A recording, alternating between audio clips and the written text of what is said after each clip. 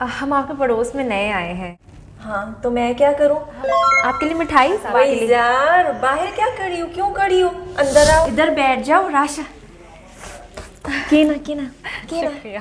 अरे मिठाई लाने की क्या जरूरत थी मरा? अरे देसी घी की मिठाई है, हमने कहा अपने पड़ोस में दोस्ती बढ़ानी है। हाय कितनी अच्छी हो, ये सूट कहाँ से लिया? कितना खूबसूरत है, अच्छा आपको लग रहा है। पसंद है? हाँ हाँ, मेरे पास एक और है ऐसा, आप मेरा ले सकते हाय हैं। कितनी अच्छी हो कुर्बान।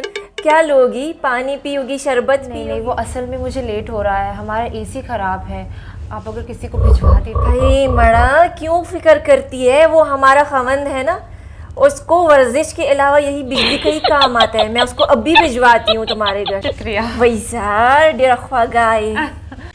हम आपके हमसाए हैं, लेकिन देखें तो सही हम क्या क्या गुल खिलाने आए हैं।